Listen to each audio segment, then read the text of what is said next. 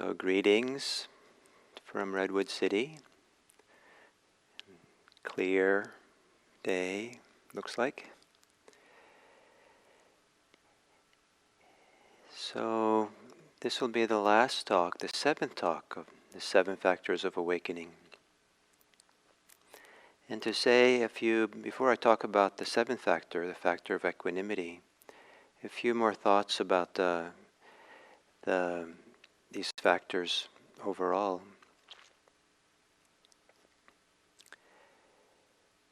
The Buddha made a remarkable statement about these 7 factors, and that is that the continuity and the growth of the Dharma, I think he meant like the growth of Buddhism into the world, is dependent not on what people believe, but it's really dependent on people who cultivate these 7 factors of awakening. That is where the growth and development of the Dharma is in the qualities developed in people.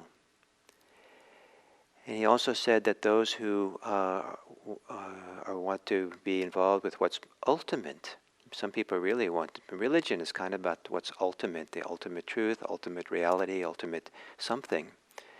And in Buddhism, kind of some ultimate states of awareness and enlightenment and these things. And in one statement, the Buddha says, if you want to be involved with what's ultimate, be involved with the 7 factors of awakening. And remarkably, these are not views, they're not tenets of belief, they're not doctrines. They're qualities that live inside of us that can be cultivated and developed. As I said the first day, this is the sap that runs through the tree of Buddhism. The Buddha said that if you have a tree in the forest, and there's other trees, different species of trees that are overgrowing it, then there's no light that allows the smaller tree to grow up and become strong. And he used that analogy for the hindrances, that if the hindrances are overgrowing the 7 factors of awakening, they can't grow, there's not enough light there. But if the hindrances are removed, then there's light that allows the tree of the 7 factors of awakening to grow and become strong and big.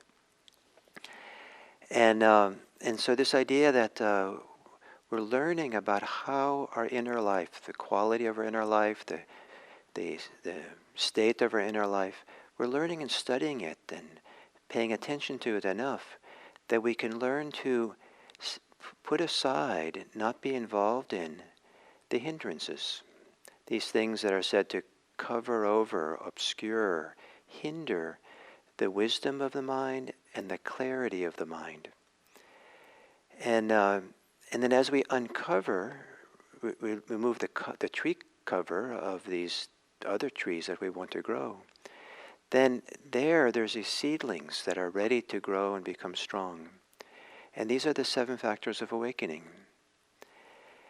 One of the things we're looking for, when things we can begin studying and become aware of as we practice mindfulness, we become aware of what are the things that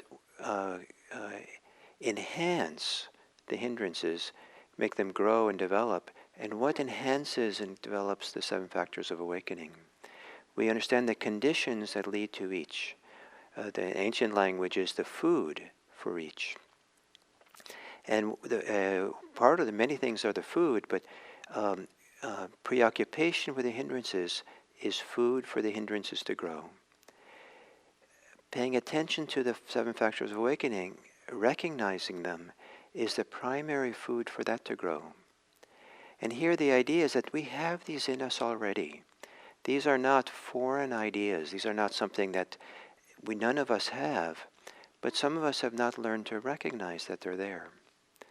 I've done the exercise of when I've woken up from a nice, refreshing nap, and I'm laying down, looking at the ceiling, feeling very content, pretty clear, woke up in a clear state of mind, and just kind of gone through and noticed the 7 factors of awakening that are there in the ordinary kind of waking up clearly and contentedly from a nap. You might do the exercise if you have something comparable to that. where you're just very content and happy and the mind is clear and alert and you have nothing you need to do, maybe sitting under a tree in a park in a time when all things are taken care of for you. And recognize these factors are already there for you. And then we want to enhance them, develop and then grow them. And one of the requirements for that is not to be caught up in our thoughts, our hates, our greeds, our desires, our emotions, not to be caught up in them.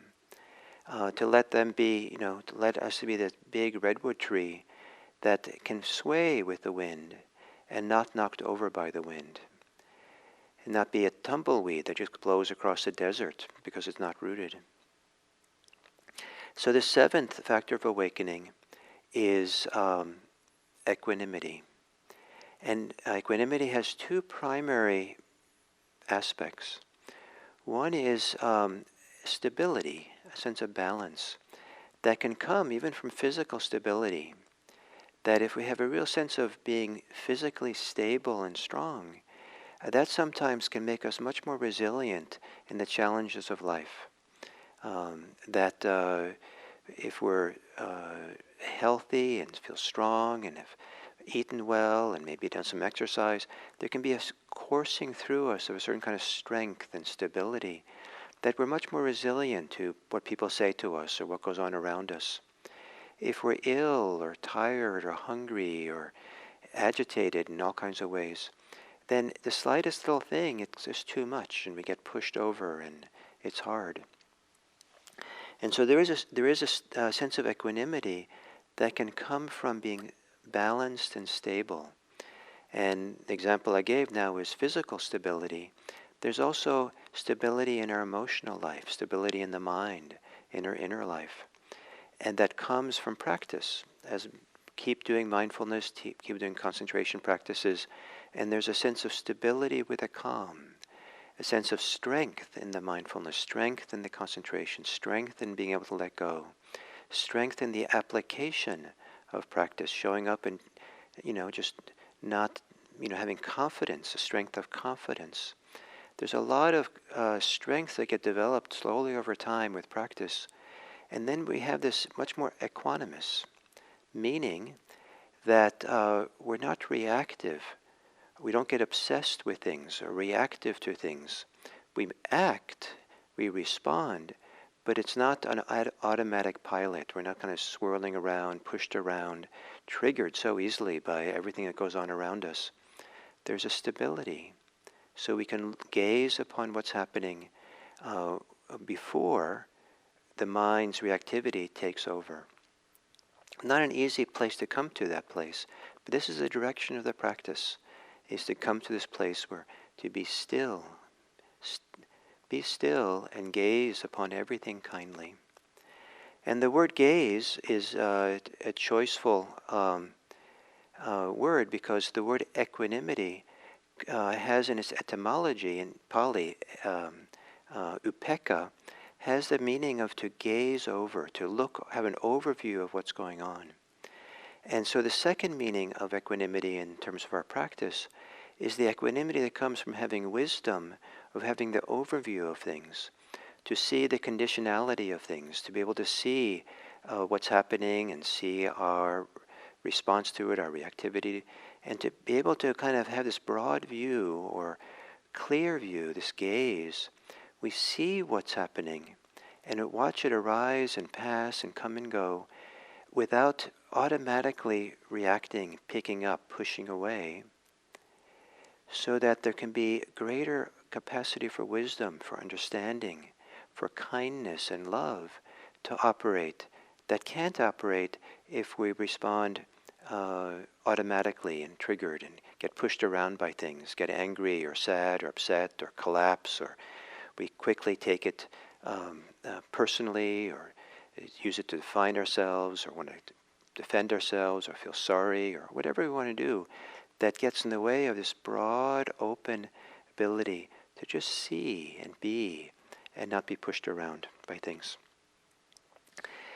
And equanimity, upekkha, is kind of like the crown jewel of the of the Buddhism. It's kind of like it's a little bit hard to appreciate for people who haven't touched into it. It can sound like indifference, perhaps, but it's actually almost like a very sublime, rich treasure of an emotional state. Almost, it's a whole state of our inner life being allowed to flow and be trusted in a very deep way, without being tipped over by it or pushed around by it or distracted by anything or obsessed by anything. And it's a phenomenally generous state to be equanimous, because things are allowed to manifest and be as they are in the gaze of the equanimity. And this feeling of generosity that's in equanimity, this feeling of love or willingness to be present, is such a needed thing in this world, and such a beautiful thing for ourselves. To have the equanimity to allow things to unfold, especially in meditation. And one of the very inspiring aspects of this Dharma practice that we do is the way in which the Dharma not only lives in us, but we are the Dharma. In the sense that the Dharma is the inner process, the inner movement towards health that leads us to freedom and liberation. There's a momentum, there's a capacity, there's a natural potential for growth within us that we a lot of it just getting out of the way of, so that these processes can unfold and lead us to greater and greater peace, greater and greater wisdom, greater and greater love. So to clear away the hindrances and to recognize the 7 factors of awakening is to begin recognizing the Dharma that's within us. And when those 7 factors become strong, then in a sense we become the Dharma, or the Dharma becomes us. No difference. So 7 factors of awakening. And the word for equanimity that I would like to offer, I've offered a word for each of the 7 factors. And the word for equanimity is okay. It's okay. That there is a way not to accept, not to condone anything or agree to anything, but there is a kind of, okay, that's how it is, where there's space for things. We can see things before we react. A deep sense of wise, okay. So, mindfulness, to be here. Investigation, to have the question, what? What is this? Effort, with the word this, being present for this. Joy, with the word yes. Tranquility, with the word ease. Concentration, with the word steady. And equanimity, with the wisest possible way of saying, okay, it's okay. And all together, someone here, Tom, wrote cultivation. And I love the word cultivation for describing this practice, because cultivation for me is a botanical gardening term. We cultivate and allow the plants to grow. We cultivate ourselves in this practice, and may the beautiful trees of equanimity within you grow and flower and be a benefit for all beings.